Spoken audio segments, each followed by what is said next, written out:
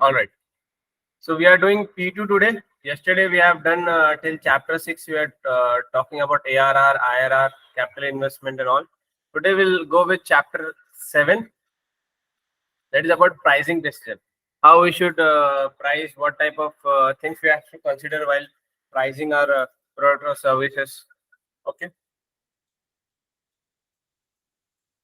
Uh, I hope you guys are reading Preseen daily. It's very important. From that perspective only, we have to do this. If we just do theory, it won't affect us much. So, price elasticity of demand.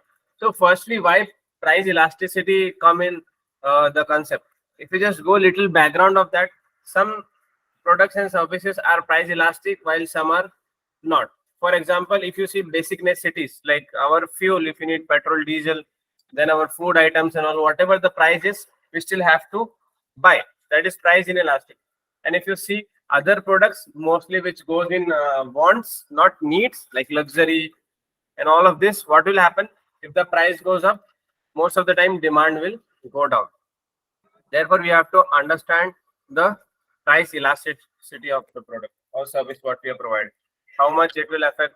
There are even some products, especially super luxury products, when the prices goes up, in fact, sales goes up. So that's very rare situation. So we have to understand what industry we are and how price will affect the demand of our product and services. The price elasticity of demand measures the change in demand as a result of change in its price. So when the price changes, the demand also changes.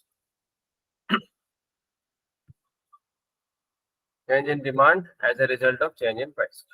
What is the interpretation of PED? Also in price elasticity of demand, short form. Elastic demand is elastic, very responsive to change in price. Total revenue increase when price is reduced. Total revenue decreases when prices increase, especially with the wants products. Needs and wants, if we divide, needs are like basic necessity for survival, food, clothing, shelter, like that. Inelastic demand, if the percentage change in demand is less the percentage change in price, the price elasticity will be lower then. Not very responsive to change in prices, like fuel prices. Even if it goes up, I think in the UK is now how much? £1.60, Hanan, fuel? Yeah.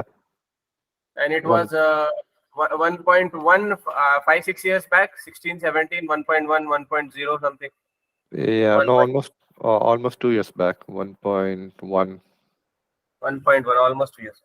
So Yeah. this is an example of inelastic demand. Still, you're using almost same fuel, isn't it?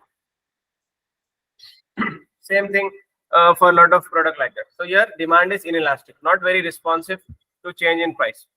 Total revenue decreases when price is reduced. Total revenue increases when price is. So what are the factors affecting? Very logical points. Scope of the market. The larger the defined market, the more elastic is the demand for the broader definition of product. Information within the market. Consumers may know of the competing product in sufficient time to reason their purchasing behavior. So nowadays, information is available. Whatever product or service we are doing, people can just check the price online. So information also affects. Let's say something is cheaper on Amazon, and there is a difference, then people will definitely move to that, buying from a brick and mortar shop or physical shop. Availability of substitutes also matter, especially if it is need, people will go for little cheaper options. Complementary products they will try to look in. Necessities, demand for basic items such as milk, bread, toilet rolls, etc. tend to be very price inelastic, or food items in general. Habit, item consumed by out of habit such as cigarette are usually price inelastic. Cigarette, alcohol, people are addicted to it. Therefore, if you see every time they keep on increasing price little by little. So people don't afford this, they'll go for substitutes, but still they want that kind of product. So if you compare this to our business where we're selling holiday packages, price will be what? Do you think it's elastic or inelastic? It is elastic. It will be price elastic. The demand will be price elastic because if it is too much, they'll look for alternative. Usually people have budget based on the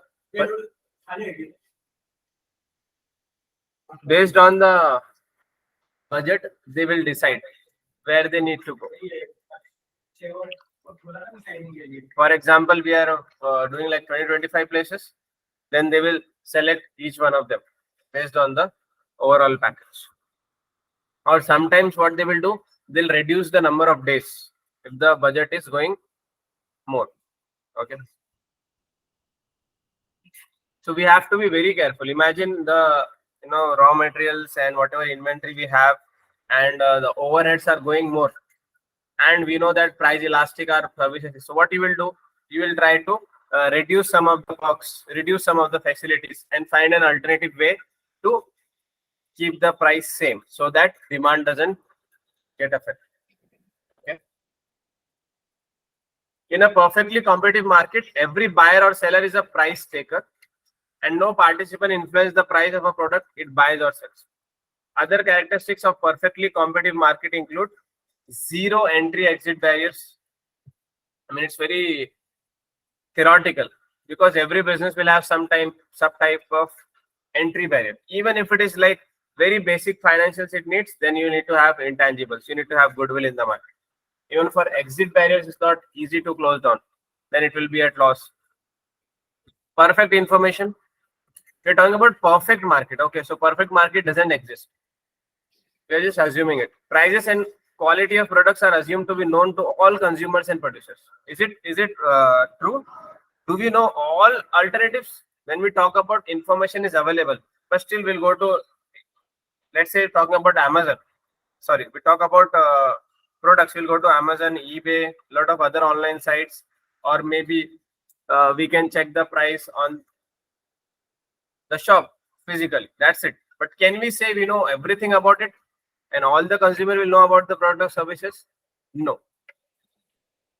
Even if you go to search to Google, a lot of time it will show the companies which are doing good SEO, search engine optimization. Sometimes they have branding with Google, advertising there. So we are not seeing what we need to see. It's all marketing. Then companies aim to maximize profits.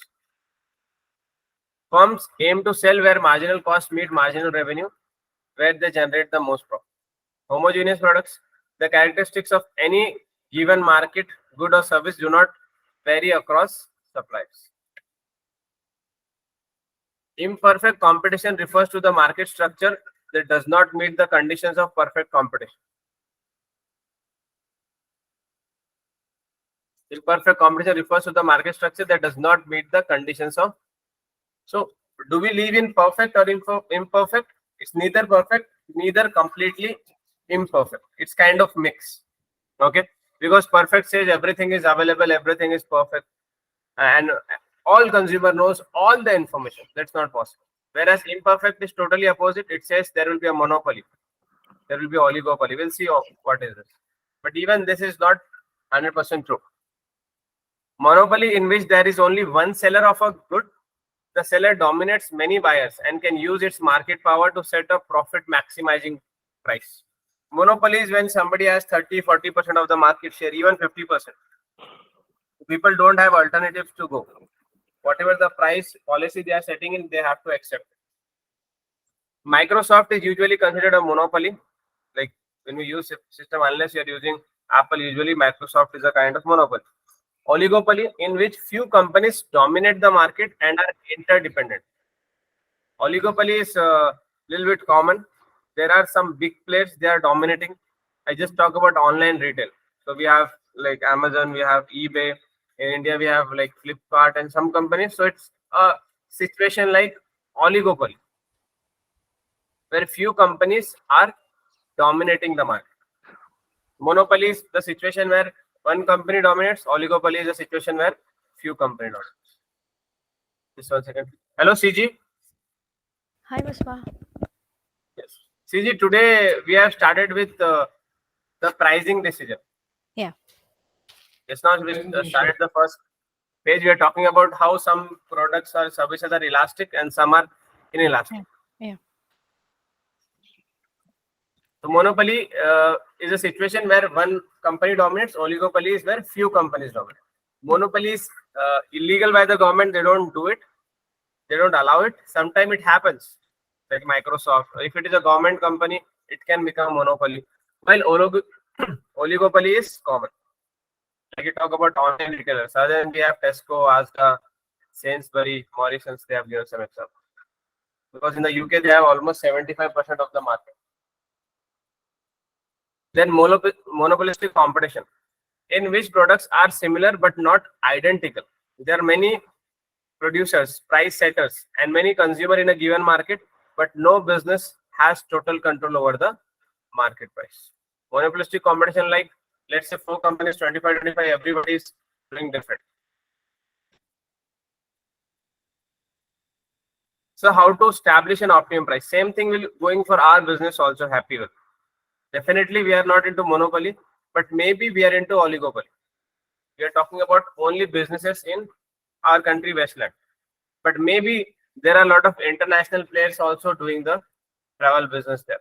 Like we have talked about Airbnb and all. A lot of international travel company also operates globally, and we can assume they are in Westland also. Procedure for establishing the optimum price of product. Establish the linear relationship between the price and quantity demand. The equation will take the form P equals to A plus BQ, where A is the interception, B is the gradient of line. You don't need to actually do this, but you just need to understand if you increase the price or reduce the price, how it will affect our sales. For example, we know in holiday times, people are traveling more, so definitely we can increase the prices. Whereas in the off season, we can give some discounts. Note B is always negative because of inverse relationship between price and quantity. Double the gradient, find the marginal revenue, establish. These are more of calculation, no problem. Limitations. The profit maximization model does make some attempt to take account of relationship between the price of product and the resulting demand, but it is of limited practical use because of the following limitation. Why? Because the organization will be able to determine the demand function of the products with any degree of it. It's very rare that anybody can do with accuracy. And obviously, most of the companies are achieving only for profit rather than theoretical things. They want to practical. Third, determining an accurate and reliable figure for marginal or variable cost poses difficulty for management account. Third, unit marginal costs are likely to vary depending. So, all in all, if you see, just talking about theoretical and practical is difference. Whatever you feel like practical, companies should go for it. Other factors in addition to price will affect the demand. For example, level of advertising. Sometimes what happens, even we are talking about industry, okay. Let's say our example only is price elastic. When we increase the price, the sales should go down technically. But imagine we are doing very good advertising. We are hired a lot of celebrities. Our intangibles are good. Our goodwill is very good in the market. Even in that situation, though we are price elastic, but still our sales can go, isn't it? Even in recession, some companies can grow. Why? Because they do very good advertising. Because there are still some need, and people can switch from other buyers to us or to the company which is good in advertising, sales, and all. Make sense? Yeah. For changes in the income of customers.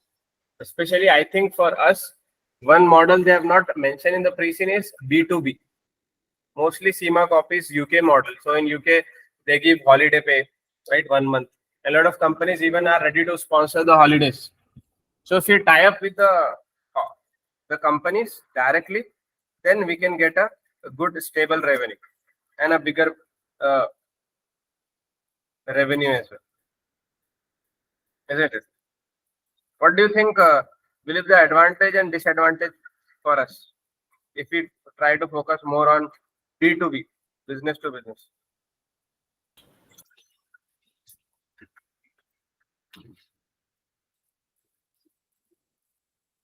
How it will affect our pricing? Now we are talking about pricing. How it will affect the pricing if we are focusing on B2B, business to business? That means corporate clients. We are catering the business where we might get 100 clients. I mean, one clients, but 100 travelers like that.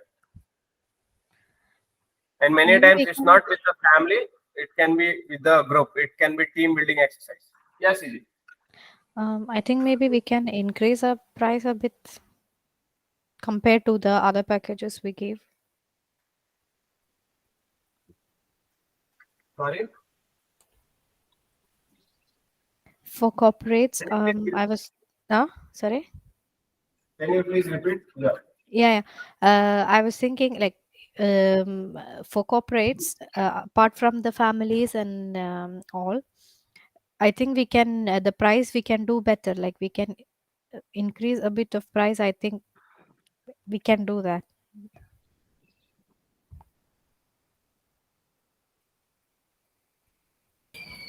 Okay. Can I?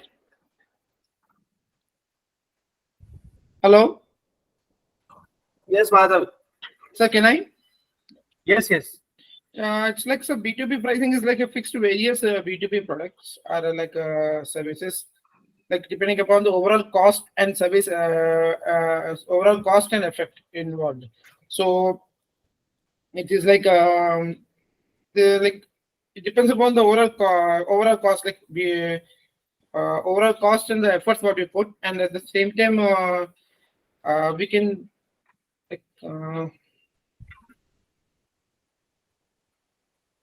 In this case, I'm not sure whether this will help or not, but we can sell this project. Like for example, if we can sell it, we can sell this business selling project. Business like I mean, we can sell this project software to another business, like for the cost resources or logistics. Any it's like that. Why logistic?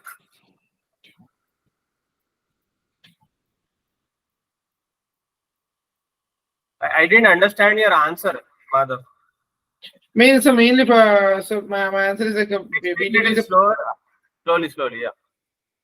B2B is like a pricing of various B2B products, like as services, depending on the overall cost and effort which has been involved.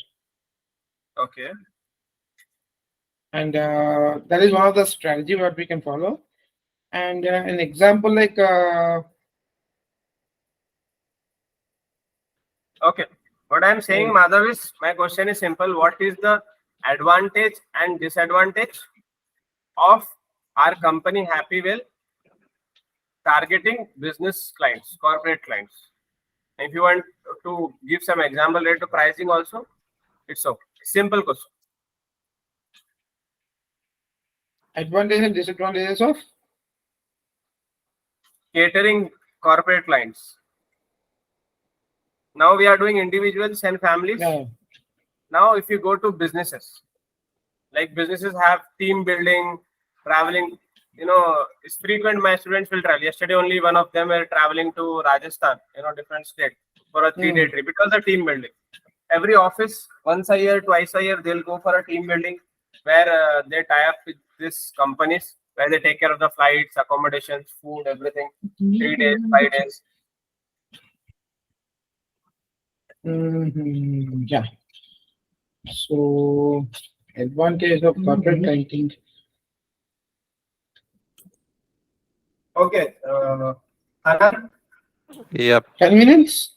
Yeah. So B2B businesses, they normally have a fixed term contract, right? For example, Happywell can have a contract with another B2B business for the next 2 years. So for the next 2 years, our volume uh, is is fixed almost, and with the help of that, so that's one advantage, right? Because we know we have a contract with the business, so for the next 2 or 3 years, our volume will be fixed. I think another example might be for B2B businesses, we can offer customized packages depending on the business itself. For example, if the business just want to go for a ski trip, so we can have a package just for that business based on the contract for that uh, ski trip. And because we offer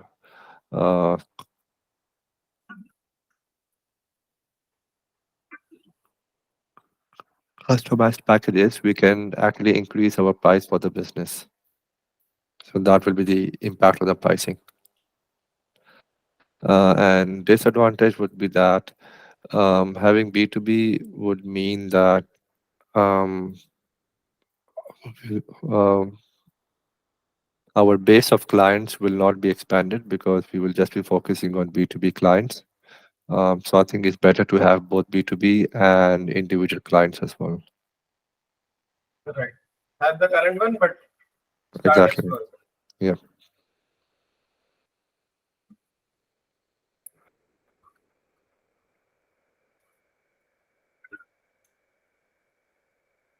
CG.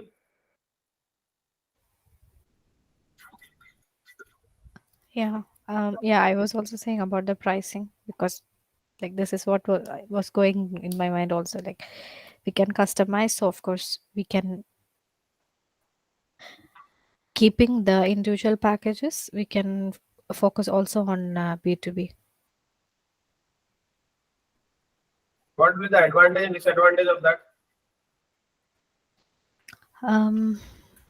Advantage Try to is when you're answering, huh? you have a lot of things. So try link to the pre-scene. You can say we are a listed company. Definitely, we need more revenue to increase the profit. B2B sales can have a lot of advantages. Come from there. You have a lot of points to mention.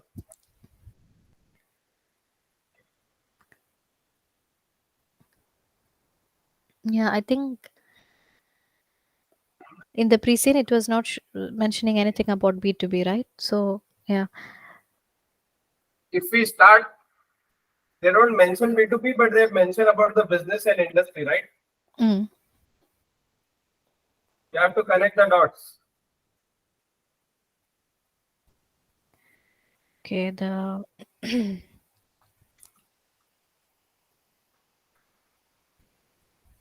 not getting any disadvantage, I'm thinking. No disadvantage. No, it's not like no disadvantage. Just I'm thinking nothing's coming to my mind.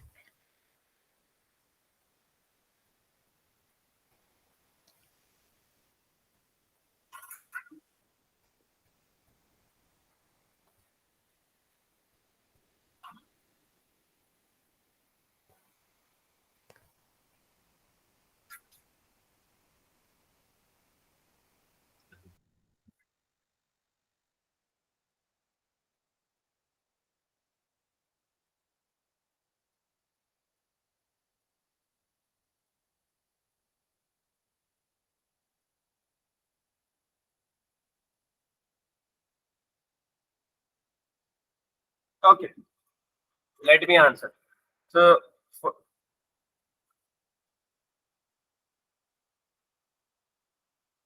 just 1 second.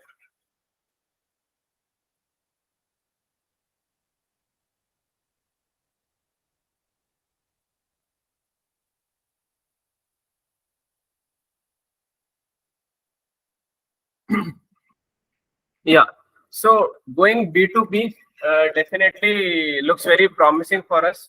Remember, we are a listed company. We have ethical responsibility to uh, earn profit for the shareholders. Okay. And we are already into the market which is saturated. So we have to think of new ways of revenue. Like yesterday, also we talk about going into the new market or targeting new holiday destinations. Okay.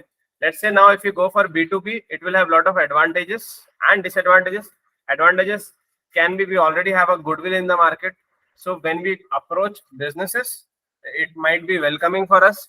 Secondly, this business are very flexible with the budgets. So the problem is not with the money. Like in individual, they are very price conscious, whereas in businesses they are not. I'm asking, telling about the bulk revenue. Obviously, they will ask a big discount. However, it's more profitable. Number of time more profitable for us than doing individual.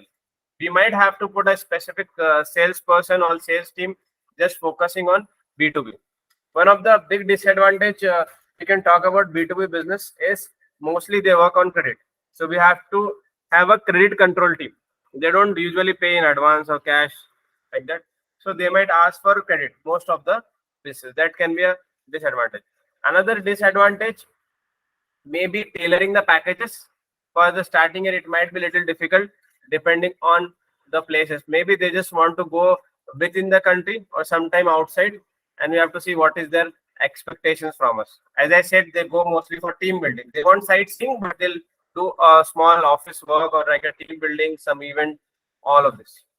However, in the advantage, if I come back, it can be a good source of revenue for us. And if we maintain good relationship, it is a recurring revenue, maybe twice a year. And if you go to bigger corporations, they have like thousands of employees. Even if they, come up with the senior managers only or middle level managers only, it can give us very big increase in revenue. Ultimately, our current revenue can have a multiplier effect. Okay, and they will not be very much price sensitive because they have to do this under their own policies. Sometime under CSR they are doing, sometimes they are doing in employee management, employee retention, they have that scheme. Okay, makes sense? Yeah. Like this, you have to connect the dots. Okay, moving on forward. Pricing strategies based on cost. Total cost plus pricing. Cost plus pricing involves adding a markup to the total cost of the product in order to arrive at the selling price. This is very basic. Usually when companies outsource their manufacturing, this is what they do. Advantages. It is particularly useful method in contract costing industries such as building, where a few large individual contracts can consume the majority of the annual fixed cost. That is cost plus quick and cheap to employ. Cost plus pricing can be useful in justifying selling price to customers. Sometimes they are giving more transparency. You can see only 10-15% margin. It's like retail. The required profit will be made if budgeted sales volume are achieved.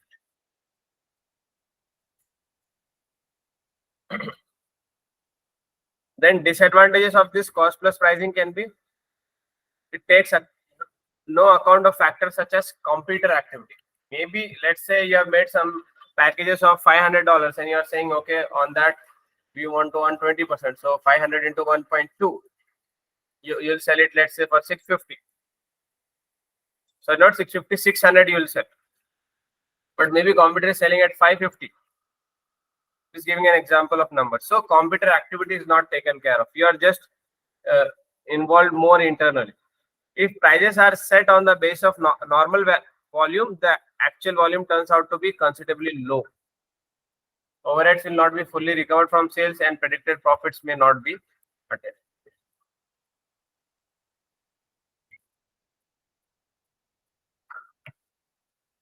Then marginal cost plus pricing. Marginal cost pricing. First one is clear, right? You can also Yes. add some advantages when you are reading it. Okay. Very basic it is. Next is marginal cost plus pricing. Opposite of that, marginal cost pricing is the practice of setting the price of product to equal the extra cost of producing an extra unit of output. By this policy, the producer charge for each product unit sold only the addition to total cost resulting from materials and direct labor.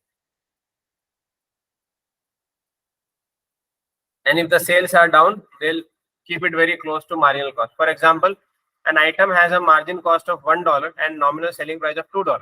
The firm selling the item might wish to lower the price of 110.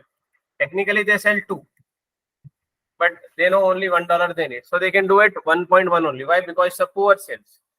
Maybe something which can be applicable for us also. If you're selling something for like $2,000 and we know we can give it $1,000, so we can do 1,500, 1,200 because that's the off season. Because of this, we'll still have a incremental profit. And especially when we know because of the price, the demand can go up. Because it's better than no sale at all. Whereas here, in cost plus pricing, we don't consider that. However, both will have its own advantage and disadvantage. Next is marketing-based pricing strategies, premium pricing. If you see luxury products, they invest so much in marketing. And based on that, they do a premium pricing also, premium packaging, everything goes with the marketing.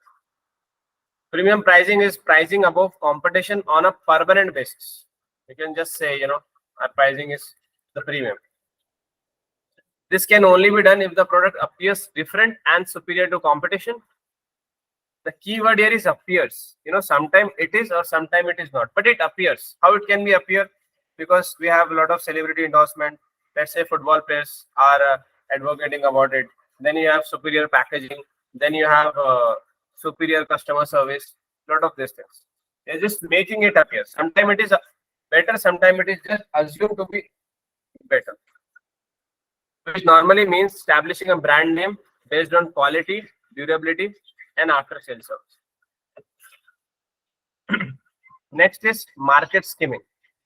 This type of question can come. They will say what type of pricing we should do: premium, market, penetration.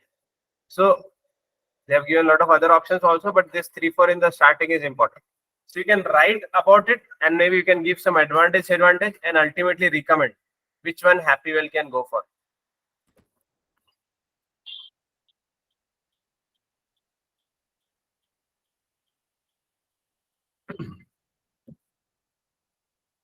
Market skimming. Skimming is a technique where a high price is set for the product initially,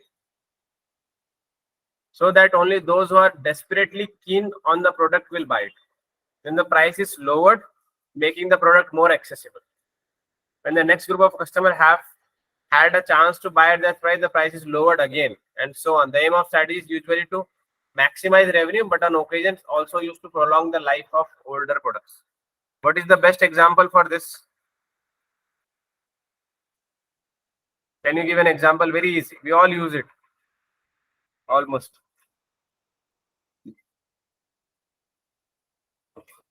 Apple products. You think the iPhones? Yeah, yeah. I was going to tell. Yeah, iPhone, Apple products, and some other luxury brands also. When it is launched, it's very expensive. Then slowly the price reduces. And if you buy something which is like 4 or 5 years now, you'll get it at even discounted, even at the store. I'm not talking about second-hand market. But for our business, I don't think skimming will be very successful. What do you think? Yeah, because we still have a basic cost for everything, so we cannot compromise on it to sell the package in You cannot do it for very loss, right? yeah. Here they might have already made the profit in the first time itself. Now, to just increase the revenue, they can. In products, it will work. But in services, price skimming is very difficult. In fact, in services, sometimes it's go opposite. People who come first, they might get certain discount. People who are coming late, they have to pay extra because of the availability of seats, right? They'll give early bird discount or penetration pricing. Penetration pricing occurs when a company sets a very low price for the new product initially. The price will usually be below total cost. The aim is to establish large market share quickly by encouraging customers to try the product and then to repeat buy.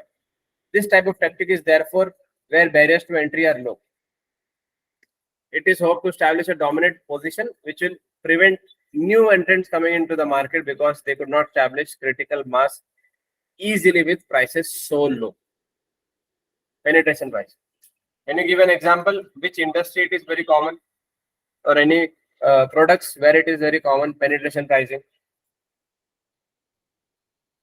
Where they come first, sometimes they are selling at loss. Not sometimes. Most of the companies who come first time, they sell for loss. That's kind of customer acquisition cost they will say. They'll give the feel to the consumer. They'll get the position in the market. They'll push at the first by reducing price to create the pull in the market in the future. Can you think of the example?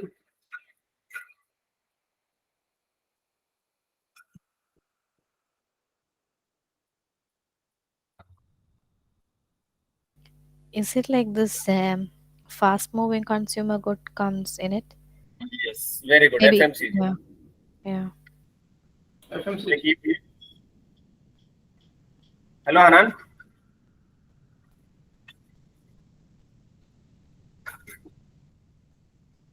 Somebody else was saying something. Yeah, I was giving an example of milk in FMCG. Yes, milk, bread, and a lot of other FMCG products also. So when they are launched, they have to give a very good quality at a lower price. Sometimes it is less than their cost also. Just to give the people taste, just to people get the quality, people experience it. Yeah, of course. People need to know how the product is going. So first of all, you need to take a loss before you get a profit. That's the strategy of the business. Yes, they give higher margins to the retailer, and they have lower cost. All of that.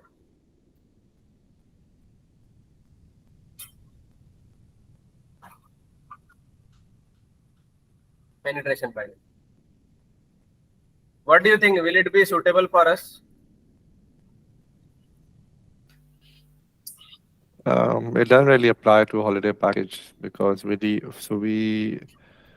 have a fixed margin that we need to get to. If we don't get that margin, then it won't really improve our business. Right. In a normal situation, not very suitable for us.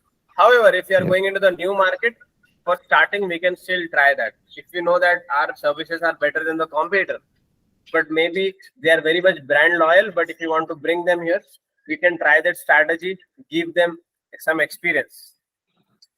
Maybe, first 1,000 people who book will get a 50% off. Like that. Discounting for the people. Or maybe first ride. You must have seen this is followed by Uber and other companies. Usually first ride they give 70%, 80% off, sometimes free also first ride, because they are motivating people to download their application. That is like CAC, customer acquisition cost. Then they will have a different strategy to retain them. Okay. So it's not a thumb rule that we should stick to one. We can use all of this in a position where it is required. Okay. Then next is price differentiation. The pricing is achieved through market segmentation. Marketing techniques can be employed to create market segment. Segmentation generally includes time, rail travel is cheaper, off-peak, hotel accommodation, telecommunication, quantity, type of customer. This can be useful for us if we go B2B. We can have a price differentiation. We can give a different level of quality, different level of time, because this corporate clients might not need to go on a specific time. They might be okay with the off season. So we can have a time also, then quantity also, services also, all of this. Geographical locations, product content also. Next is loss leader pricing. When a product range consists of one or more main products and a series of related optional extras, when the customer can add on to the main product, the supplier can set relatively low price for the main product and a high for the extras. Very famous example was a company which was selling printers. The printer was cheap, but ink was expensive. Have you heard about that example? Printer was cheap and ink was expensive, and ink you cannot buy from other companies because they have designed in such a way you have to use their ink only. I think even Gillette was using this example, this loss leader pricing. So a lot of companies still do that. Main thing what they are coming from, they'll put it cheap, and other extras without which they cannot operate will be higher cost. So basically they'll get margin on the other.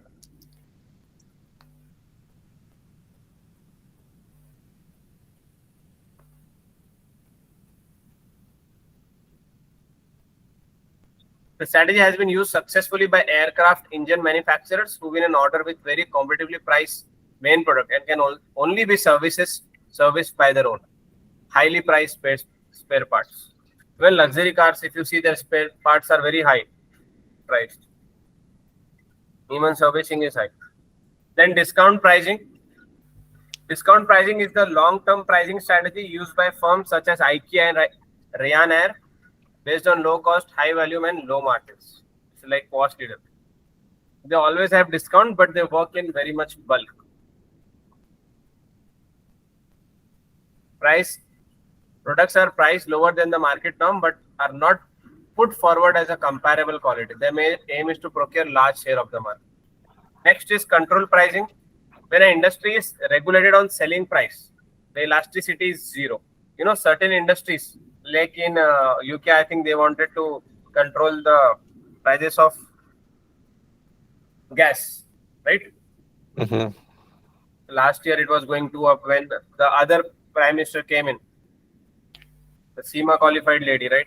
She was she was putting a price ceiling and all. A lot of other products government was to put a ceiling. That time control pricing, no price change is allowed. Not only does this mean that small customers pay less than they otherwise would, but large consumers pay more than one might expect under a competitive position. Governments. Then we have product bundling. Product bundling, best example is if you buy books on Amazon and online, they'll just make a bundle. You feel like you are getting extra, but a lot of time they push you. Even if you go to a supermarket, you will see when you're billing, they have some bundles kept. If you need one, they'll try to push you 3 at the price of 2. I think this will be a very good idea for us. Like somebody is just coming to travel, we can say, why don't you go for a safari adventure there? Why don't you go for a theme park there? Bundle it. Bundling is putting a package of product together to make, for example, complete kit for customers, which can then be sold at a temptingly low price. They'll say, if you buy separately, it will cost this much. Now you're buying in bundling, you're getting 40% off, 30% off. Offering something for a less price to promote the product, if I'm not mistaken. Sorry? Offering the things for lower price to complete the project, to complete the package, like to make an experience, like you're saying, like. 1 second.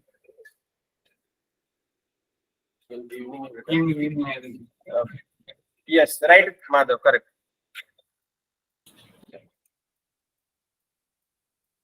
So product bundling can be good for our business. You see, they have given a product life cycle here. So every product has introduction, growth, maturity, and decline. They have given sales, revenue, and profit. Most of the companies will make profit in maturity because in introduction, they are burning the cash. Right? Why burning the cash? Because they might use loss leader pricing. They might use discounting pricing. They might use penetration pricing. When the brand is more accepted, it will become mature and they'll have a profit. Introductory phase, again, very basics here. Oh, sorry. Demand will be low when product is first launched into the market and heavy advertising expenditure will usually be required. Let's say Happywell launch something new. So we have to market to the people. Then only they'll understand how something exists. Usually, if you see how marketing industry works, when something new is launched, they do a lot of marketing. Later on, they do on rarity, the marketing. Why? People already knew about it. And if it is a good deal, definitely repeat it. The customers will happen. Word of mouth will happen. All of this. Second is growth phase. Let's say we have 10 services in introduction. Maybe only 5 or 4 will go to growth phase. A lot of products and services will die in introduction phase only. Not everything will be successful. Therefore, they have used the word hurdle. Once the hurdle of introductory stage has been successfully negotiated. Why hurdle? Because a lot of things, let's say 50% will collapse in introduction only. The product enters the growth stage where demand shows a steady and often rapid increase. Demand will be very high. And many times, if it is new concept, excuse me, there won't be any competition. Competitors may be planning to launch, but we are already there.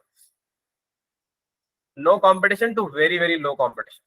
The cost per unit falls because of economies of scale. Now we can do at bulk with the greater level of production. Market share is easier to obtain during the growth stage because the market is growing and increased market share does not have to be gained by taking sales from another company. Now let's say out of 10, 5 came to growth. Out of 5, maybe 2 or 3 will go to maturity. Because here, introduction, you are doing cash burn. In growth, we might earn very low profit or maybe will become no profit, no loss. Or sometimes we still have to inject little bit of money. But in maturity, it becomes self-sufficient. This is where we started to, this also in BCG metrics, there is some concept where they put maturity as cash cow. That means this is where the company gets most of the profit. And from that profit, we invest in introduction, growth, and decline, and even R&D. So more money is coming from maturity stage only, like cash cow product, the most successful product. A market maturity is reached, the organization become more interested in minimizing elasticity. Products have to be differentiated in order to maintain their position in the market. So by the time we reach maturity, the competitors also will cope up. There will be some competition in the market. And new users for mature products need to be found to keep demand high. So here going into new market quickly is very important. Generally, profits will be lower than during the growth stage. They're saying profit will be lower, but usually profit can be higher here as well compared to growth. It depends what type of product or service it is. Next is decline. Whatever product or service is, ultimately it will be decline. Profits can still be made during the early part of the stage, and the product will be managed to generate cash for newer products. If it is good, it can generate some cash. This will determine how prices are set. Let's say in an Apple product, in declining, they won't make money. But if it is a service industry where they're charging high for the last seat, that time, declining time also they can make some. Or sometime in decline, they'll make small changes and again they will launch. So introduction, growth, maturity, like that. This will determine how prices are set. Eventually, rapidly falling sales inevitably results in loss for all suppliers who stay in the market.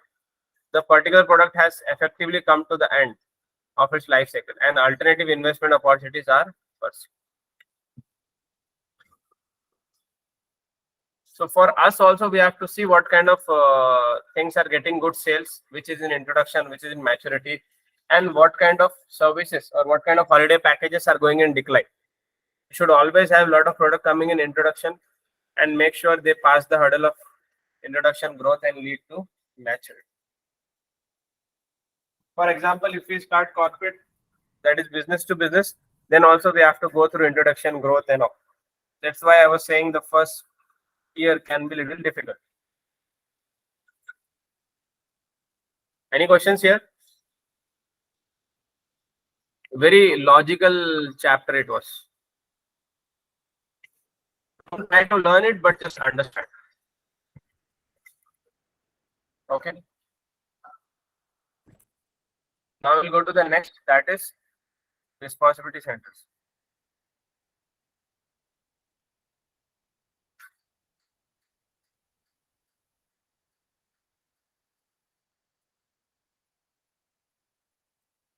Functions may be centralized and decentralized. This often has its advantage and disadvantage. To overcome the limitation, organizations set up responsibility centers. Even if it is then at center or they have different departments. The objective of decentralization can be ensure goal congruence. What is goal congruence? All the employees, all the company's department working towards the same goal. Increase motivation for management because of the responsibility. Reduce head office bureaucracy.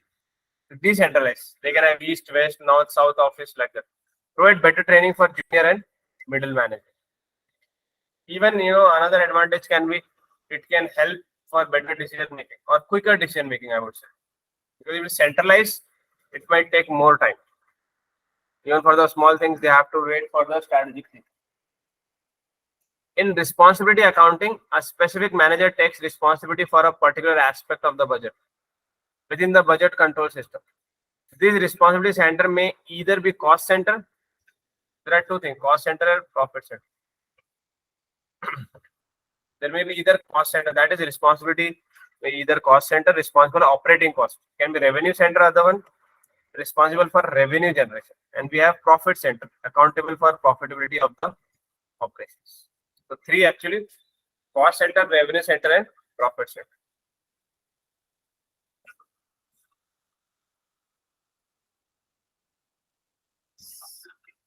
Some companies, if they are investing in education, they see this as a cost center because they are investing for their employees. But a lot of people will say, no, it's a profit center because this will increase the profit. They'll have better operations, ultimately increasing the profit. The responsibility center is an investment center. The manager is held accountable not only for profits but also return on investment from the operations. Let's say we are investing in a refurbishment of the hotels. All of these things will come in. KPIs work as a target. We will have KPIs for profitability, liquidity, our cash flows and all, asset turnover, how well we are utilizing the asset. We have a lot of assets. If you compare to our competitors, they don't own aircraft. I think they don't own hotels also, but we are owning it. So we should definitely have a better strategy for utilizing the asset. They have given some metrics also. When they talk about quick ratio, current ratio, numbers not very important for us.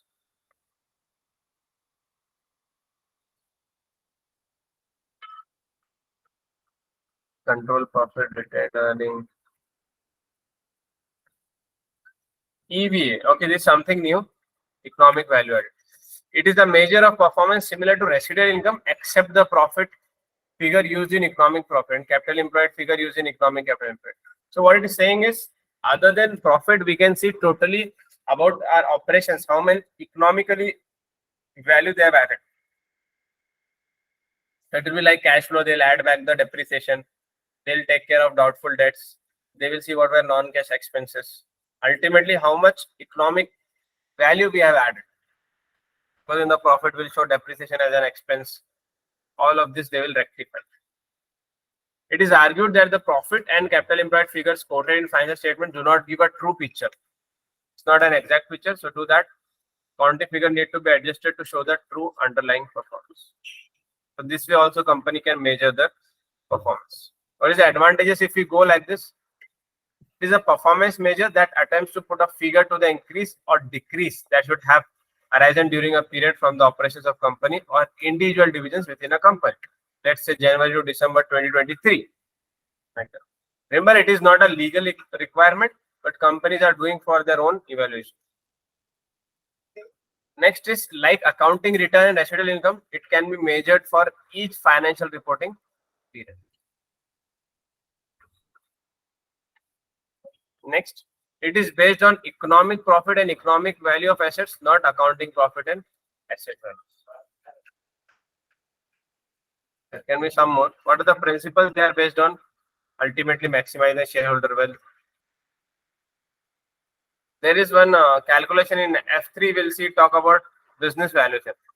So in one of the valuation that talk about the value of a business depends on the future earnings or future economic profits, or you can just say future profits. So based on that, they are saying value of a company. Then share price therefore depends on expectations.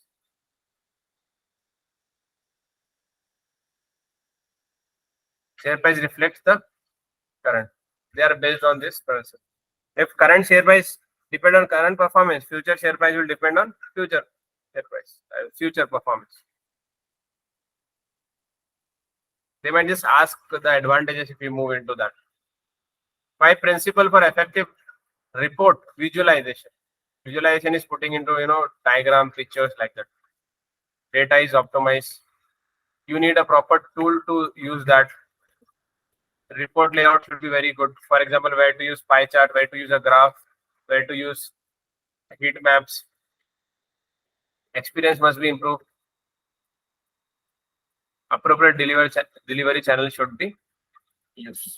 In fact, if you see most of the meetings and all, they use the diagrams, charts, visualization tool only. If reading 2 pages, it can be very boring, but that 2 pages writing can be put in a diagram, one diagram itself. Very interesting also and easy to understand. You don't need to put a lot of verbs, adverbs like this when we are writing.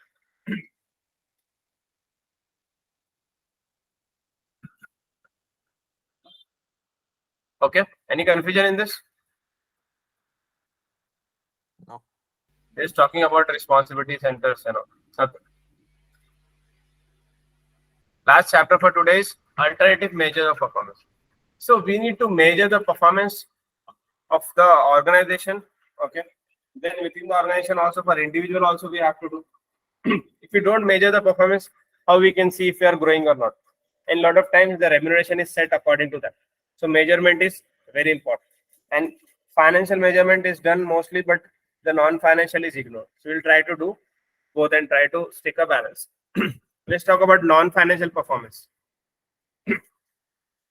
Non-financial performance indicators are measure of performance based on non-financial information. It may be originated by operating departments to monitor and control their activities without accounting input, without putting the number. So what it can be? First is competitiveness. Can we put a number on this?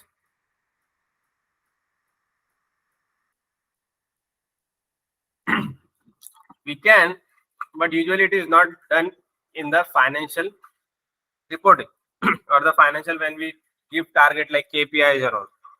So competitiveness can be non-for-profit. Can be non-financial performance indicators, NFPI. Sales growth by product or service, size of customer base, market share by product, service or customer group. For us, like market share is important. If we are not able to do that, means market is saturated, go to a new market. Size of customer base, when we talk about individual moving to corporate, that also. Then sales growth by product or service, that's also there. Activity level means what? Number of units sold, labor and machine hours worked, number of passengers carried. This is useful for us. Number of clients we can say carried. Number of overdue debt collected. Let's say 2% we have doubtful debt. So out of that, how much we are collecting? Productivity, manufacturing cost per unit produced. These are just examples. Okay, capacity utilization of facilities. Manufacturing cost not relevant to us. Capacity utilization of facilities and labor forces. For us, we can change capacity utilization of hotels and human resources or labor working there. Average number of units produced per day or per man per day. Units, it should be units, sorry. We can say number of sales done per day. Average setting up time for new production run. We can say average setting up time for a new holiday package. Right. Quality of service, number of units rejected in manufacture. You can say number of customers negative reviews, number of units failing in service, number of customers returning to us. There is something called churn rate, CHURN. That means customers are losing. Let's say 100 customer came last year, now 90 customers are coming. That means 10 customers we have lost. Number of visits by representative to customer premises, number of new account gained or lost. So you see all of this doesn't have a number or financial, but indirectly non-financial performance indicators are very important. Customer satisfaction, average time taken to respond, express customer satisfaction, technical representative how we have, how much customer complaint we have received, how much time we have taken to, improve that. Quality of staff experience, days absence per week. Our own staff, how we are improving the thing. Staff turnover rate we have to see. We can even see what is the job satisfaction level, what is their feedback. We have different level of staff. We have pilots also, we have people working in hotel also, people working in sales, people working in IT. So we need to have different remuneration and different strategies to deal with different employees. How many people you are helping to get certified?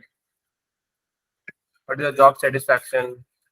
A lot of companies you see on LinkedIn, they advertise #1 employer, best employer to work with, innovation. In short, it is something similar to balanced scorecard only. Customer perspective, employee perspective, learning and growth. Learning and growth, this innovation will come. New product service launch, sales rating, technical lead, time to bring new products. Then we have 3 E concept. This usually done for non-for-profit, but even service industries can be use this. Economy is like input measure, how much we are putting in. And let's say we have put 1 million for a certain project, how much we actually got it. Last one is we got, but is it the desired thing we want? Ultimately, is it effective or what? Let's say A school, let's say a non-for-profit, if I give you an example, a college has kept low fees. Okay, they have got 100 students, and out of that 90 pass. So in economy is also done, efficiency also done. But effectiveness can be out of 90, how many got first class, how many got 70%. That can be the effectiveness. For us, economy can be we are putting a low prices, efficiency can be we are doing all things as promised. But effectiveness, how was the quality of the service we provided? Ultimately, what was the satisfaction rate? How many of them gave 5-star, 4-star?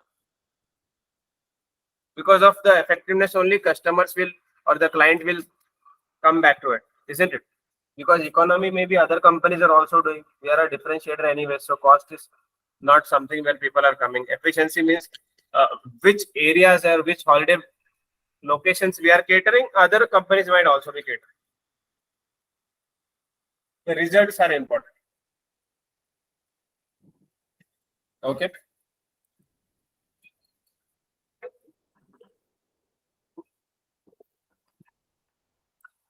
Same thing with balance scorecard, financial, internal business, learning growth. Do you have any confusion with balance scorecard? Any one of you?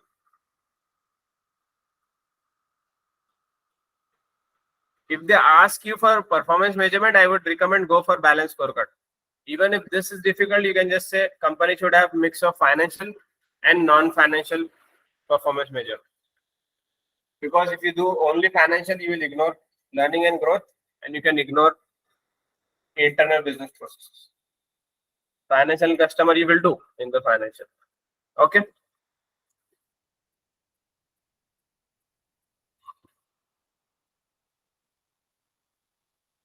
Yes, no. Are you guys listening to me? Yes. Oh, thank you.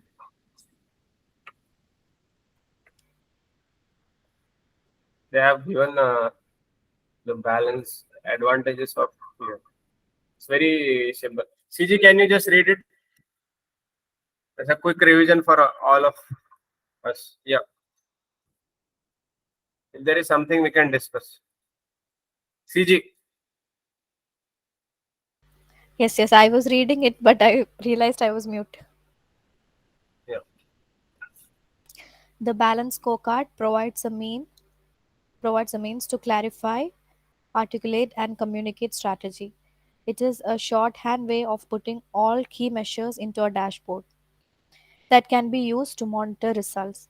By including non financial measures, it can be used to show how non financial aspects of performance, such as customer satisfaction, drive financial performance. The balance scorecard is a very useful tool for motivating employees and focusing their attention on factors that are deemed to be critical to long term performance rather than simply short term financial results.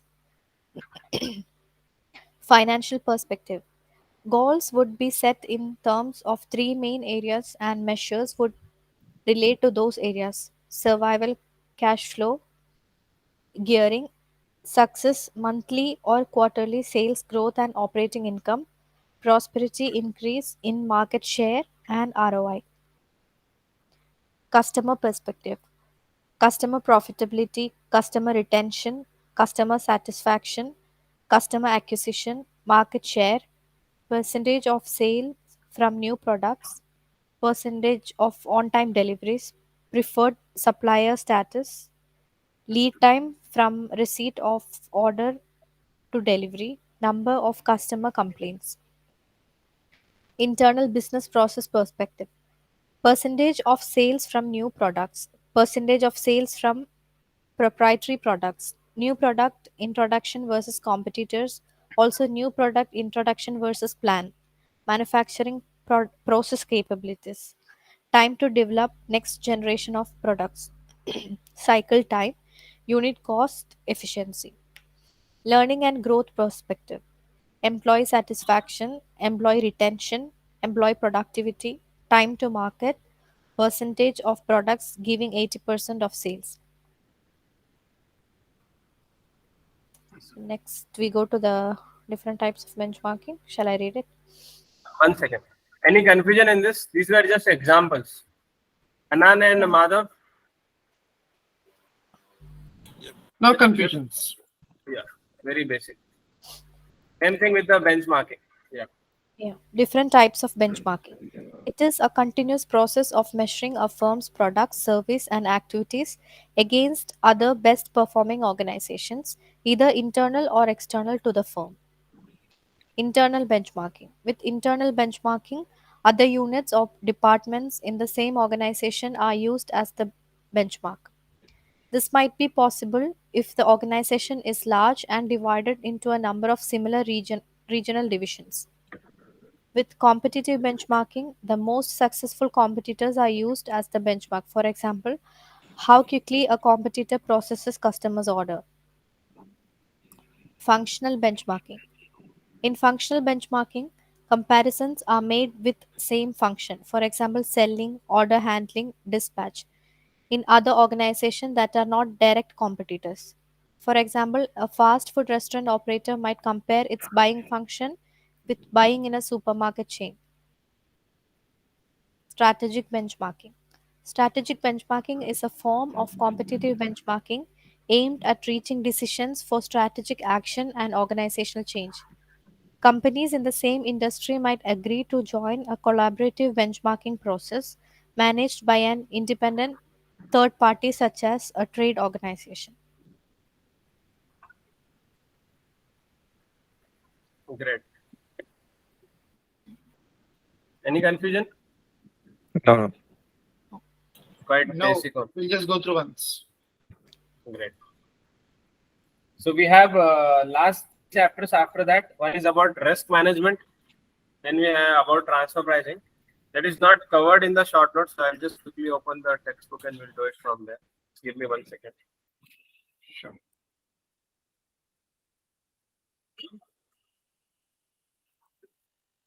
I'll send you mock also. So over the week, you can just focus on that mock, especially from P2 related questions. You'll get an idea. So I just want to know one thing, like how you're designing the mock E2 like a mock of E2, a mock of P2, and a mock of F2, like that you're designing, or all together you're designing a mock? How you're designing? All together only, but some questions will be focusing on P2. Some questions will be on the other one. So Okay. based on that, out of 4 questions, you can choose one just to revise that. Okay, perfect. Mocks are not only for one topic. Yeah, I just want to check that. Yeah.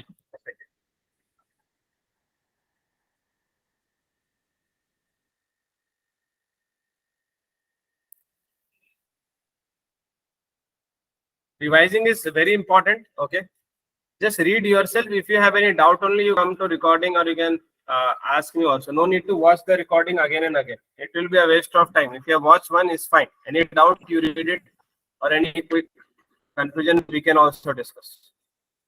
Because if you go to the recording for one doubt, 2 hours will be wasted, right?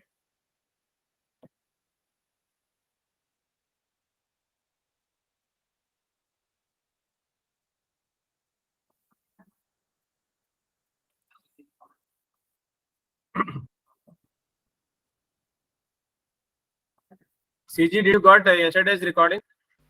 Yeah, I received it. I'll go through after this class. Yeah, please. It's just last 1 month left, so you guys have to be very. Please try maximum time. Yeah.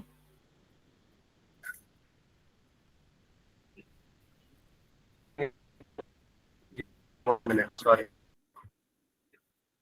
Okay, so basically, the risk management. Already give you an idea. An assignment, you have to come with 40 to 50 odd risk, okay, and their mitigation. And I already told you guys to start working on it. Did you start? Any one of you already ready with the risk? I gave you one example also from the previous work. Am I audible? Yeah, audible. Which one? We're just searching on. Was I think I missed it. Maybe I think I missed it actually. Which one?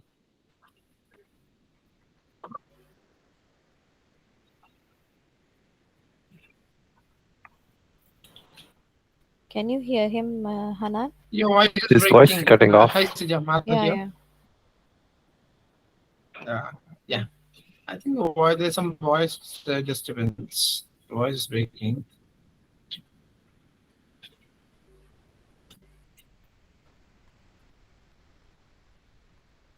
am I not audible to you?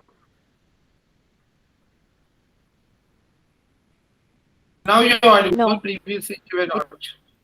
Just now. Just now. Every time you were saying something, we are saying something. The same city.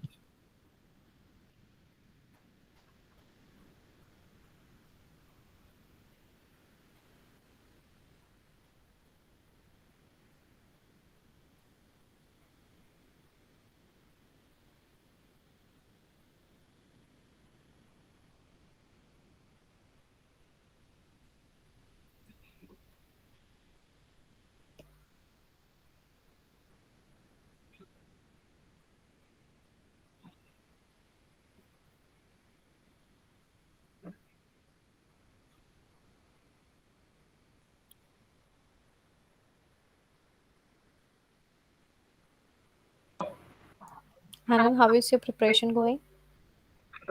It's going all right. I think I need to pick up the pace and start revising more. Yeah. Did you do the summary of all? Um, I Like, do have a yeah, F2 I did last week, but there are still some chapters which I need to go through again. mhm. How's your preparation going, Siji? Not that great because of Yeah, so same many here. commitments. Yeah. I think Janani has drawn from some other way. Transfer pricing. Okay, can you see the screen? Yeah. Yeah, we can. And hear you as well. Sure. So transfer pricing, we can start the next topic. And after that, risk. Hopefully, we'll finish P2 today. That's the target. So here, managing and controlling the performance of organization units. So basically, what is transfer pricing? How it can help in the management accounting? We have to see. Here we'll see what are the general rules, what is the competitive market and all, and what are international transfer pricing. We're going in the textbook, so I'll focus on the main points. Main thing is you have to understand what is the background primarily. Okay, it is built on little bit on the previous chapter only. When an organization is structured into profit center investment centers, authorities delegate to profit center investment center managers. These managers are given the authority to take decisions at local level without having to wait for instructions from the head office. This was the advantage of having this decentralized, right? We just discussed this. So same thing, they have just highlighted what the advantage. It will give an autonomy. It will have a different motivation. The decision will be taken fast. But sometimes there are disadvantages also. There will be a conflict or tension between the local and the central managers. But ultimately, the head office will have the last say in making the decision. Okay, that is repeated. 1 second. Can you give me a break for a minute? I just need to attend an office call just for a minute. Okay, take it. Yeah, thank you.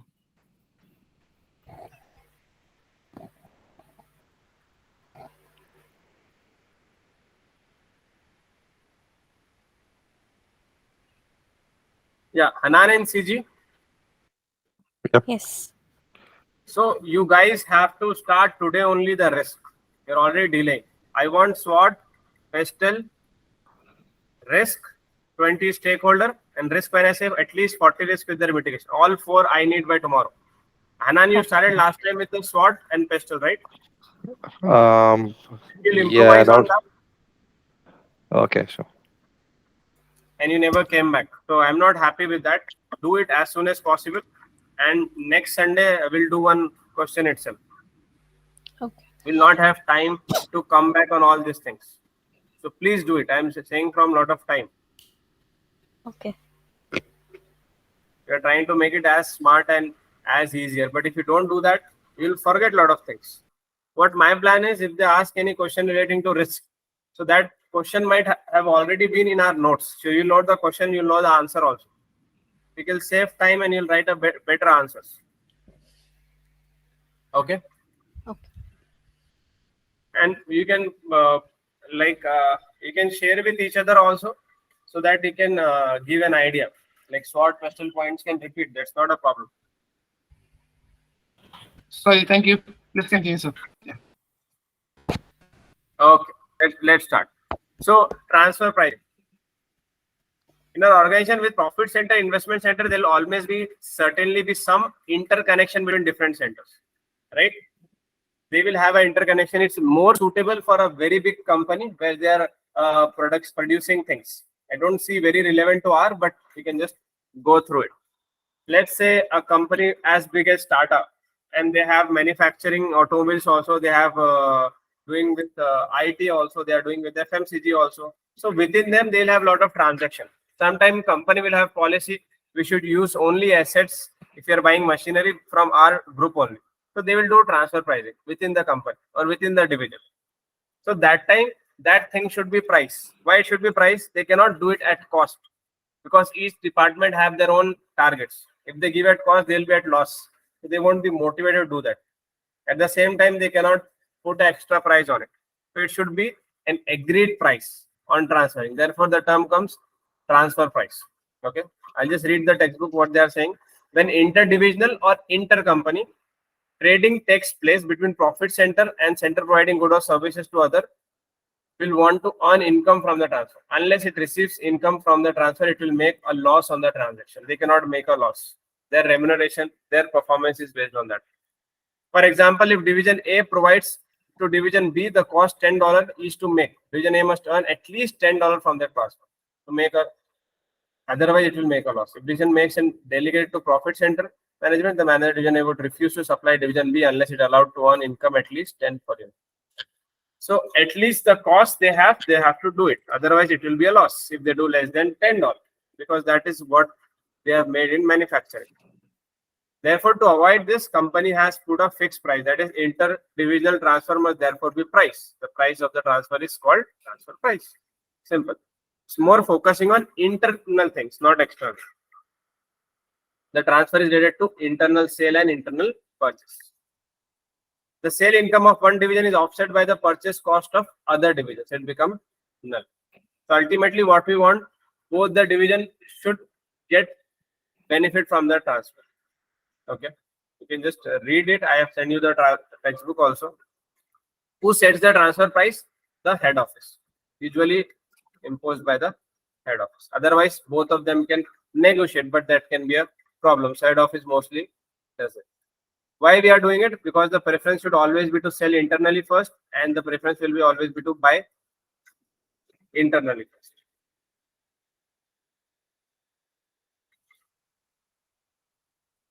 Sometimes they can do externally also, because it can give them higher price, because they'll do a price markup on that.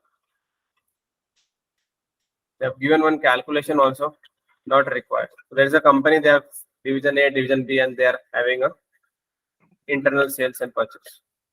What is the objectives? May be important for us. Goal congruence. Everybody should work on the same goal. Performance measurement will not get affected. Why? Let's say they are giving a discount, so the other departments' performance will show less revenue, right? So performance measurement will become problem. Divisional autonomy will not be maintained if they don't do transfer pricing, so they fix it. Ultimately, the benefit is global tax liability. If they are buying from external, you can see how much tax they have to pay. They have to pay VAT or like GST, indirect tax, then direct tax. And recording the movement of goods and service is also easier if you have fixed price. A fair allocations of profits will be done between the divisions.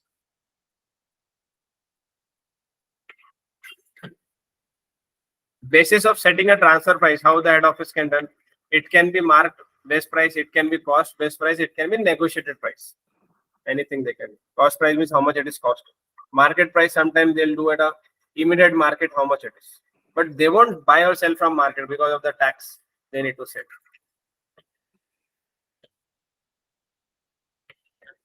perfect intermediate market. Let's talk about the market here, not very important. Then they're all calculations, so I'm ignore. Okay.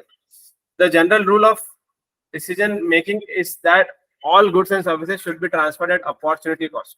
For performance evaluation, the aim is to set transfer price that will give fair measure of performance in each division, because every division will have a different performance measurement. Therefore, they should not be at a loss.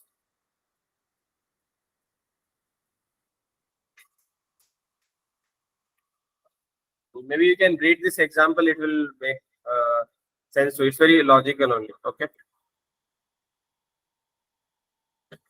Then mostly, calculations comes from here. So there they have given some few situation. Again, it's focusing on manufacturing more. Suppose sometime we are giving internally when we have maximum capacity. Sometime we are selling them when we have less capacity. So in that situation, how it will affect the performance they are talking about. If there is a scarcity, if there is a surplus.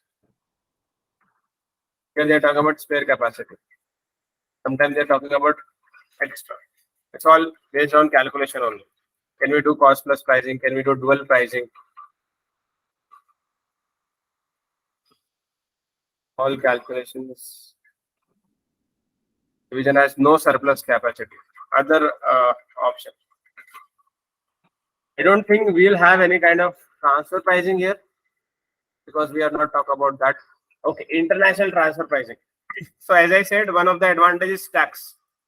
So what we'll do, one simple thing is we'll reduce profit from our subsidiaries where the taxes are high. Let's say in UK, they'll show less profit and increase more profit in Switzerland, Ireland because the taxes are low. The transfer pricing sometimes can be a reputational risk. Like in Amazon in the year 2018 paid only $0 federal tax. Direct tax they have not paid.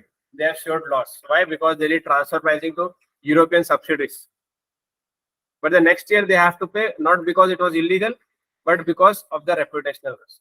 Because transfer pricing many times have been used to save the tax. High tax countries, lowest profit. Lower tax countries, highest profit.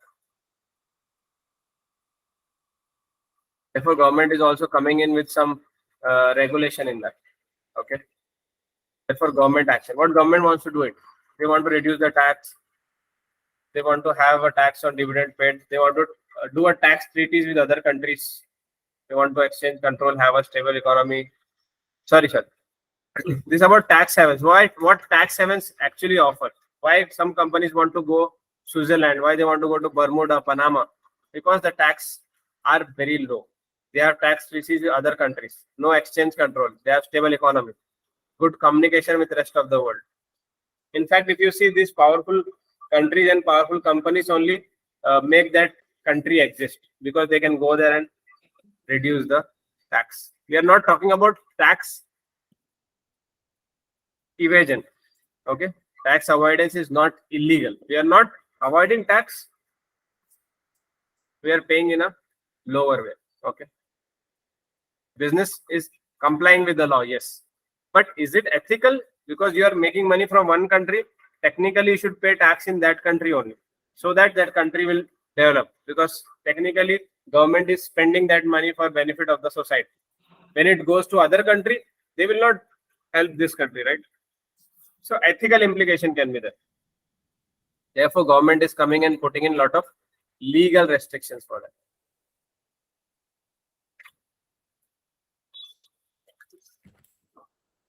We have given some examples also. All calculations. I think that's it from the chapter. So what is transfer pricing? What is the objectives of transfer pricing? Transfer pricing is a reputational risk. That's it. If you know, is enough for us. Okay.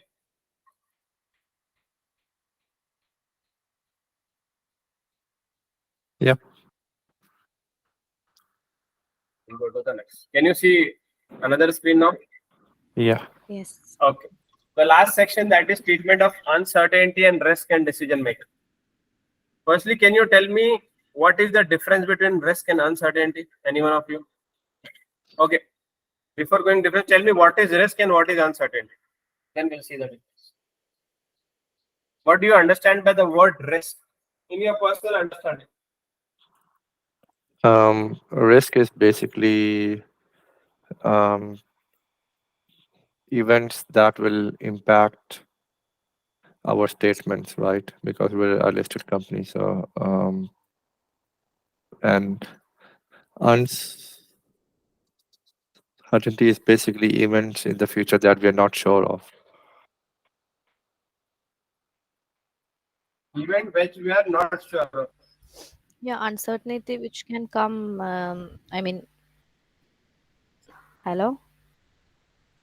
Yes, I'm listening. Okay.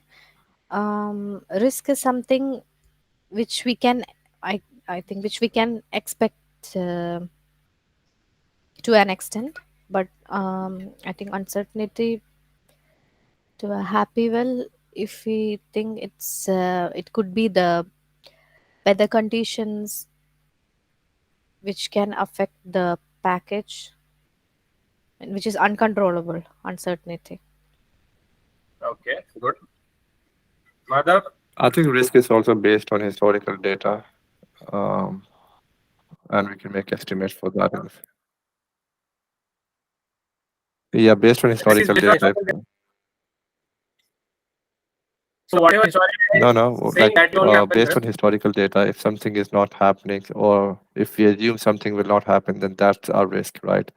And the other one, uncertainty, is basically we don't have information about a particular thing or particular event.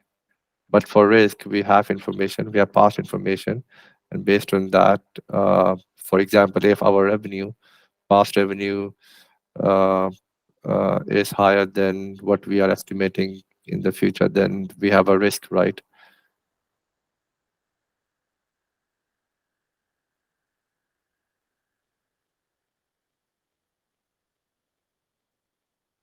Great.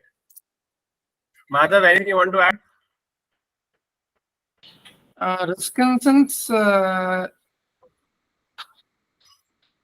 sure, but any attacks, it's a travel industry.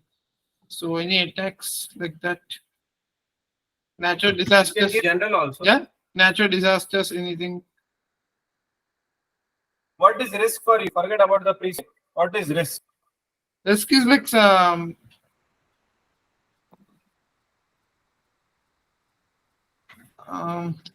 risk is like it's a probability which which we can expect this. We can assume that this can be happened based on our actions, based on the decisions what we take. We can expect something like, okay, if we do this, we may face some risk on this. So if we do that, we face some risk on this. Uh, it's like tossing the coin and throwing the dice. We can expect something, but uncertainty is something random which cannot be expressed, and we cannot expect that. It is something. It may be something positive, negative. Unexpectedly, it happens. Right. Very good. Thank you. So risk is a situation which can be quantified. Okay, or you use the word probability where you know the probability. For example, a student going for exam, there is a risk. So either he can pass or fail, depending on how much he has studied, he or she has studied. If you invest some money in stock, you know that you can lose everything or it can multiply. So there is a quantification. There is a probability. Obviously not 100%, but there is a probability. And as Hanan said, mostly it is coming from the data we have. And data can be from the past and sometimes from the current also. Okay. Whereas uncertainty is a situation where you cannot quantify. You don't know how much we can lose. So usually in business, uncertain situation will be avoided. Let's say you want to go to a new location, we'll do all the research, and after that company will see what are the risks, what are the return, then they'll take the decision. They will not just select any country randomly and go, because it will be uncertain. It will not only affect that business, but even in Westland we have to close.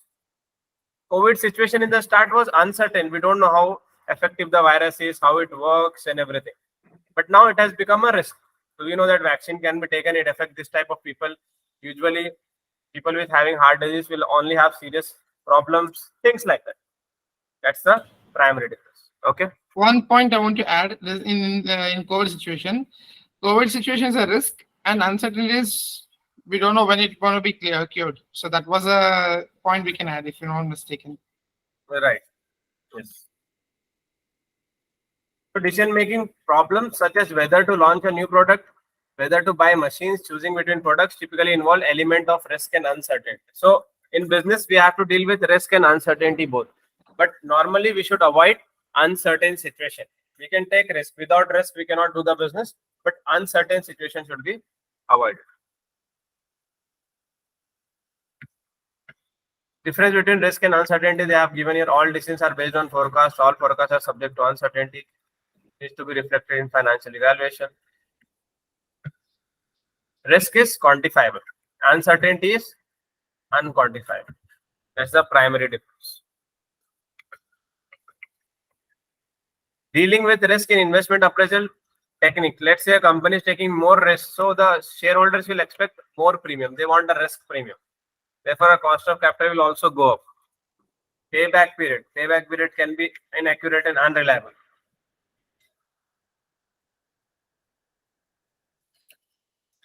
We can use certain things like sensitive analysis, value at risk, all of this to try to quantify it. We'll see this in the P3 actually. Monte Carlo simulation, a computer system that extends sensitivity analysis. So basically they'll see about the risk when we say probability, if it goes in our favor or go against us, how it will affect our NPV, how it will affect our profit. That is the sensitivity analysis. Strengths and weaknesses they have given, probabilities and expected values. It's also working probably like a risk. Okay, there are three types of businesses: risk neutral, risk seeker, risk averse. Even we can put that in person. Some people are very risk neutral. They'll go what is normal. They don't want to do anything extra and they are not expecting anything extra. Some people, especially very successful people, are risk seekers. They take very high risk and they fail also a lot of time, but they are expecting very big returns. And there are some people who are risk averse. They don't take much risk. They just want to avoid risk. Especially companies which are, business means everybody have to take risk, but business leaders or industry leaders are risk seekers. And some businesses who are falling, they become risk neutral. And there are some business, they are very risk averse. They work only which is successful. Maybe medium companies, family businesses, like that. Usually companies like us, which is listed and very long operating, they tend to be risk seeker because they are one of the industry leader. But however, at times they'll be risk neutral.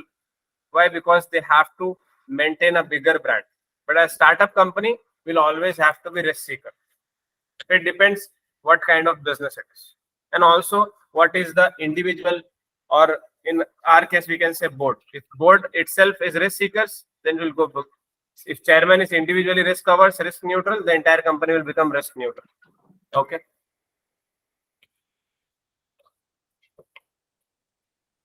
These are all questions, situations. You need to completely ignore it. Okay. Just want to check like why to ignore. Just want to check like why to ignore. These are calculations are not asked in the exam. Okay. You want to, you do it, but not Okay. relevant notes. Yeah. Here they are talking about expected values and how to calculate.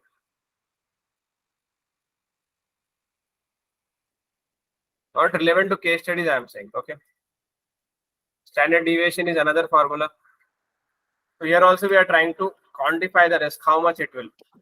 Questions from risk in management case study, they'll sometime ask you to find a risk and find a solution for it. Solution as in management, how to manage. Or sometimes they'll give a risk and ask you to manage it. For example, if you're talking about certain risk and how to manage, you can say we can use standard deviation. It will help us to find a range of possible outcomes. That's it. How to get calculate and all, it is already tested in individual P2. So it doesn't make sense to test again.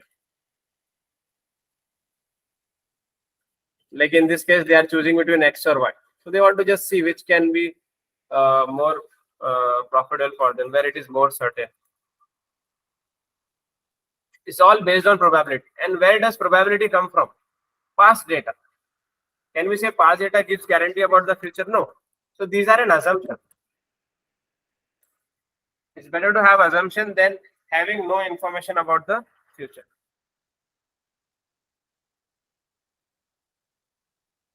Then Monte-Carlo simulation, same thing, just different formulas we are talking about here.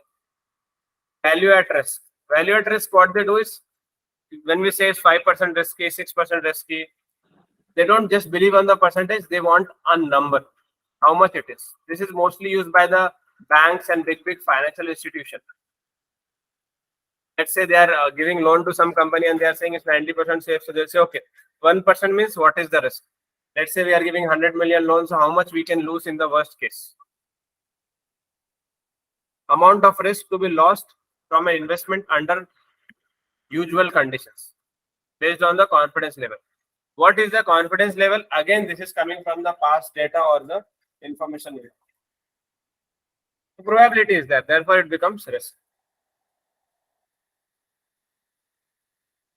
This will do in P3 also, there is calculation as well. Payoff tables, all probability. Maximax and minimax. The maximax rule involves selecting the alternative that maximizes the maximum payoff achievable.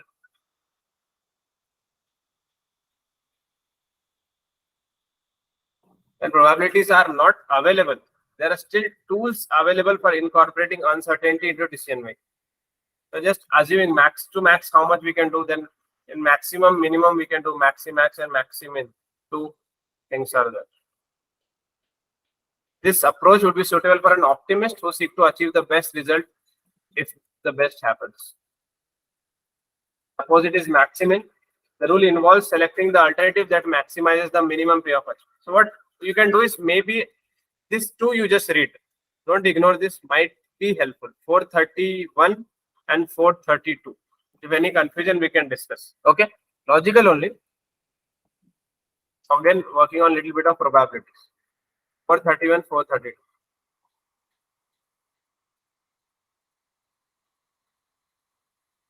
Perfect and imperfect information.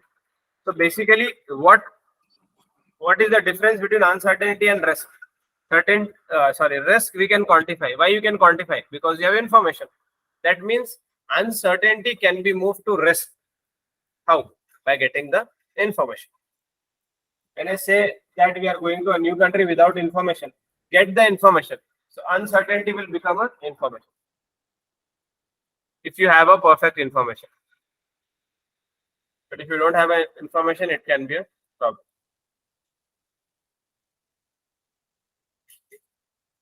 There is also some term called value of information. Value of information means, let's say you are buying something for $100, but one of your friends said, the same thing is available online for $70. So how much you save? $30. That becomes a value of information. Simple. In simple terms. Same thing applies for the business. Remember, we are discussing some companies nowadays acquire other companies for data, big data and all. Why? Because they'll get information with that. And because of that information, they can save the cost or they can increase the value. That is known as value of information. Okay.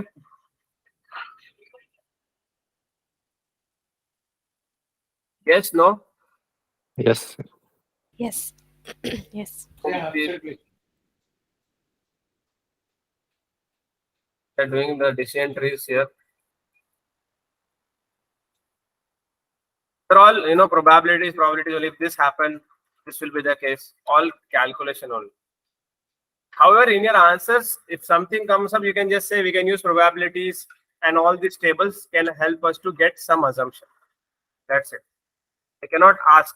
Worst case, they can give you an attachment for this. You just have to read and analyze it.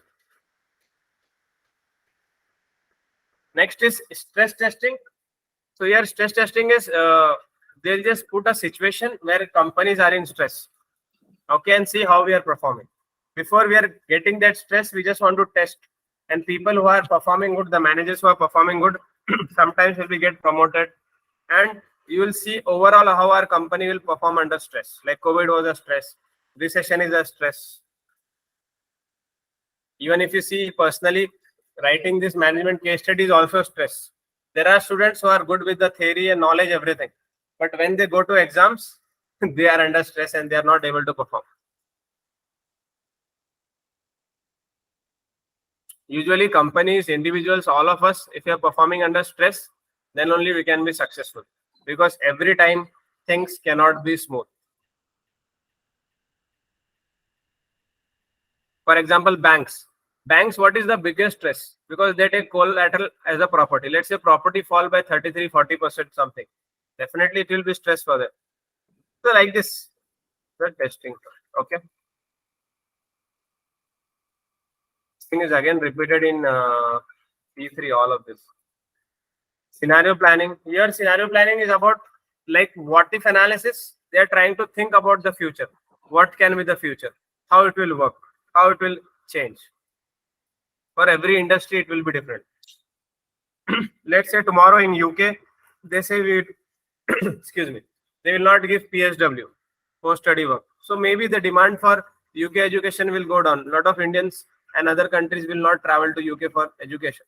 And it will affect the businesses also who are thinking of getting an international people to work for them, like immigration laws and all. Or sometime a government is planning to put in import tariffs, or they don't want imports to come from some countries because of geopolitical issues. So like this, we have to scenario plan. Ultimately, we are not going into how it will be done. We are just thinking, if this happens, what if this happen, how it will affect my business? What if this happen, what will happen to my Happywell customers? Simple. Let's say we have some destination, let's say 5-6 top destination. They all are in one country. And now Westland and that country has a conflict, geopolitical issues. They are saying will not allow their citizen to come here. Or they have put very strict visa rules. It will affect our business. So like this scenario plan. Okay. Therefore, I've just told you to make the risk list. In this, everything will come.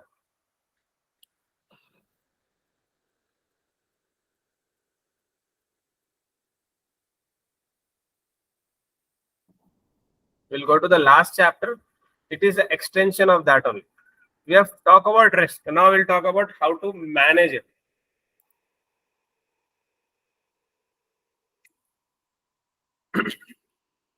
So what is risk? Already clear, right? Is a discussion. A risk can be of 3 types. One is downside, upside, and speculative. Downside is like where we have nothing to gain from it. For example, it's a cyber attack in the company. Can we gain anything? No. Upside is risk. We are just gaining from it. Let's say we got a trade discount. Upside risk. Speculative is right, like either it can go up or go down. Let's say going to a new country, launching a new product or services. That becomes a speculative risk.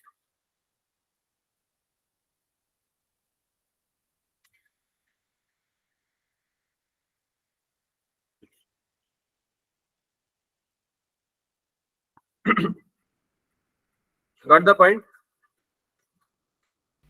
Yeah. So technically, most of the situation we are in will be a speculative situation. You cannot always have upside situation.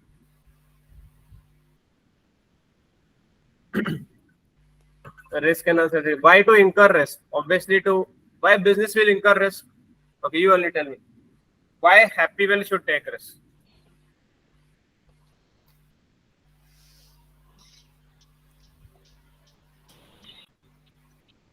Risk in the sense, it's a travel thing. So,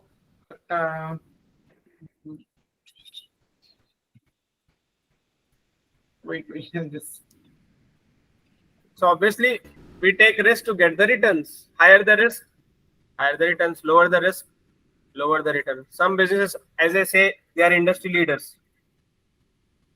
So they want, or they are comfortable in taking more risk. It's fine for them. Why? Because they are ready to lose more in order to gain more. And there are certain companies who just want to do basic. They are risk averse. Okay. Yeah.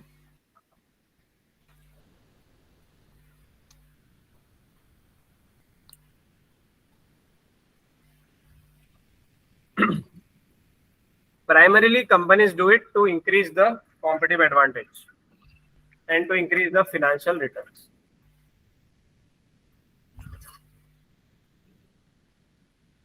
Do you think Happywell can do good without taking risk?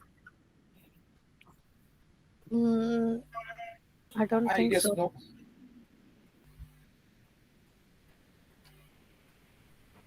Sorry, can you please repeat? I guess no. Why? The travel industry, I mean, any business cannot be run without business. I'm sorry, any business cannot be run without risk, and it's exclusively travel industry. So obviously there'd be a risk. Right. Because if you don't take risk, we'll become the follower. We have to just follow other businesses. It's like a machinery. It would be like something like a machinery works. So risk is like it's like nothing but a challenge. So without any new challenges, we will not know what next to be improved or what new further steps to be taken, what are the developments that we need to do. So if we face some risks or if we face some, I mean, if it is like a challenge, then it will be like you'll be solving the things and trying to know what to do to avoid that in the future again. I find a solution if this comes, what to do.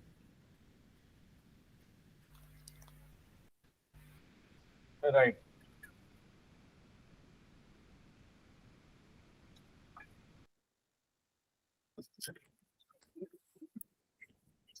So income risk also implies the returns from different actors, especially such a big company which lot of expectation from shareholders, stakeholders. They have to be competitive, and you cannot be competitive without taking the risk. Why Tesla is one of the leading automobile company? Because they are taking too much risk compared to the normal automobile companies, right? CIMA has some risk management cycle. So this they won't ask what is the cycle. Questions will be like what are the risks, how to manage. But this cycle is just giving us an idea. If you plan properly, if you identify your risk properly, if you understand and assess, if you have a proper response strategy, if you just review and refine your goal again and again, same, it will improve your decision making. Decision making for what? For managing the risk. If you manage risk properly, your chances of success will increase. If you don't manage your risk properly, your chance of success will reduce, isn't it? And usually where the risk is coming from, risk can come from a lot of areas. It can be political, it can be business, economic,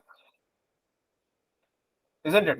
Financial, technology, like cybersecurity, environment. When you're making your risk list, you can refer to this chapter, okay? It will give you a lot of hints. And these are general risks, which will come for almost all the businesses, not only for us.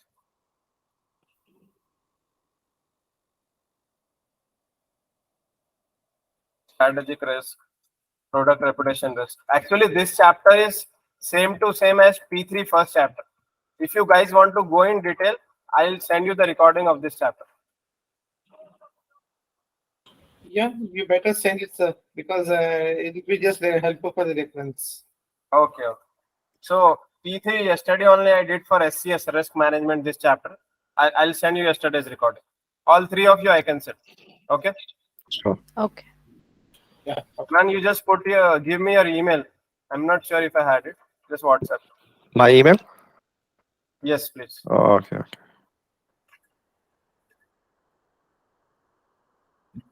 Confirm it. So better you go through that only because already time I'm starting in another 2 minutes. The next class.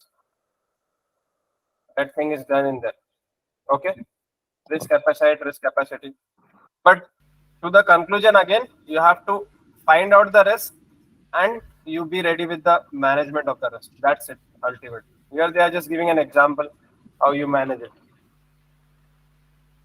For example, Tara, sometimes you transfer the risk to insurance companies, sometimes you don't take the risk at all. You're okay to compromise the returns also. A lot of time we reduce it, then we accept.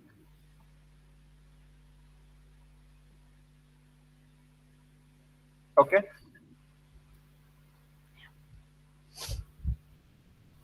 Just same to same as P3 only there, right? More on risk mapping, ethical issues with sources of risk. Okay, join it. Smooth up here, that's it.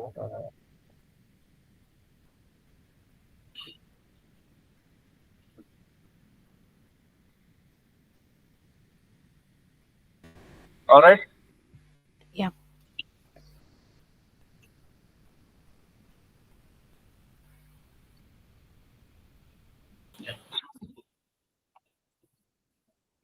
That's it. So go through it. If you have any confusion, we can discuss it again. Sure. So when are we Okay. meeting in the next class?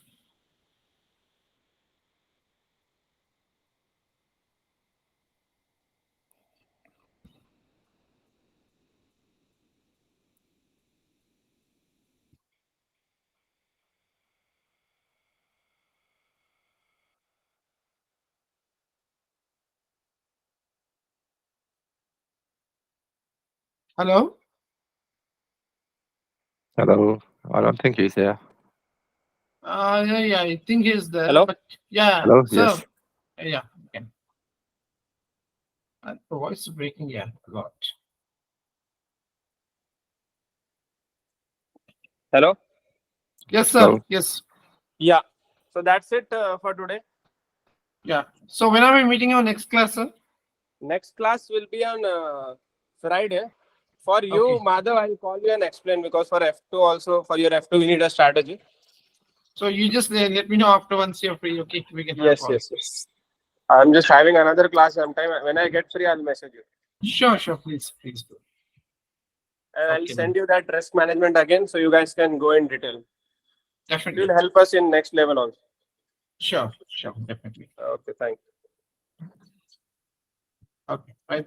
We are leaving.